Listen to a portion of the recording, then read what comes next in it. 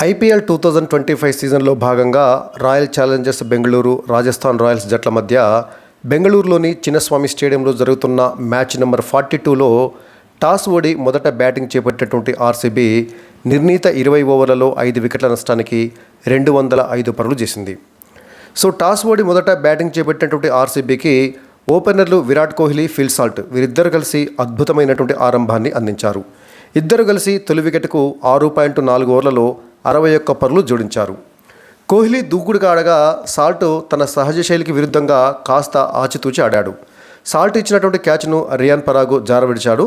6 ఓవర్ల power play ముగిసేసరికల్లా RCB wicket నష్టపోకుండా 59 పరుగులు చేసి మంచి స్థితిలోనే ఉంది. అంటే సగటున ఓవర్కి 10 పరుగులు చొప్పున చేసింది.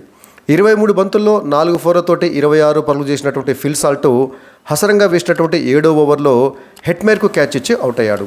అలా 61 పరుగుల తొలి వికెట్ భాగస్వామ్యానికి తెరపడింది. ఇక 3వ స్థానంలో బ్యాటింగ్కు వచ్చినటువంటి దేవదత్త పడిక్కల్తో కలిసి విరాట్ కోహ్లీ స్కోరు వేగాన్ని మరింతగా పెంచాడు. మొదట్లో కాస్త ఆచితూచి ఆడినటువంటి పడిక్కల్ ఆ తర్వాత విజృంభించాడు. సందీప్ శర్మ వేసినటువంటి 12వ ఓవర్లో 4 కొట్టినటువంటి విరాట్ కోహ్లీ 32 బంతుల్లోనే తన హాఫ్ సెంచరీని పూర్తి చేసుకున్నాడు. ఇక సిక్సర్లు, ఫోర్లతోటి చెలరేగినటువంటి పడిక్కల్ తుషార్ దేశ్పాండే వేసినటువంటి 15వ ఓవర్ చివరి బంతికి 6 కొట్టి కేవలం 26 బంతుల్లోనే తన హాఫ్ సెంచరీని పూర్తి చేసుకున్నాడు. 10 ఓవర్లు ముగిసేసరికల్లా ఆర్సీబీ 1 వికెట్ నష్టానికి 156 పరుగులు చేసి పటిష్టమైనటువంటి స్థితిలో నిలిచింది. ఈ స్థితిలో ఆర్సీబీ 20 ఓవర్లలో కనీసం 220 పరుగులు చేస్తుందేమో అనిపించింది.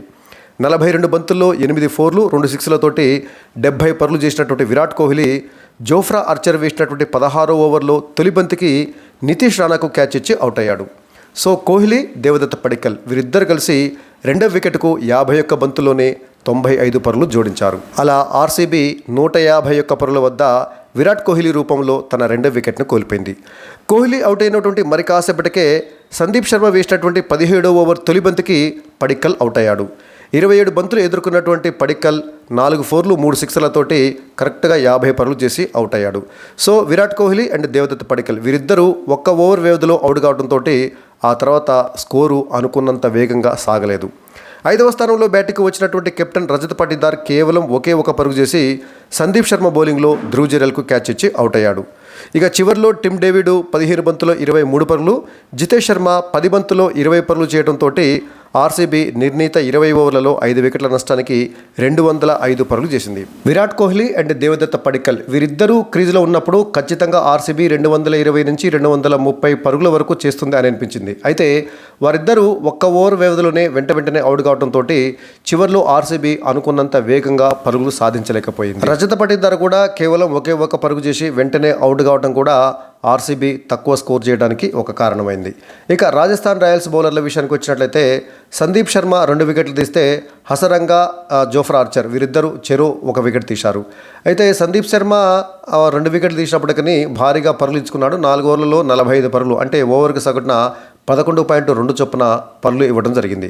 ఇక హసరంగా చక్కటి బౌలింగ్ వేశాడు. ఒకే వికెట్ తీసినప్పటికీ ఉన్నంతలో 4 ఓవర్లలో కేవలం 30 పరుగులు మాత్రమే, అంటే ఓవర్కి సగటున 7.5 చొప్పున పరుగులు ఇస్తే జోఫ్రా ఆర్చర్ కూడా పర్వాలేదు.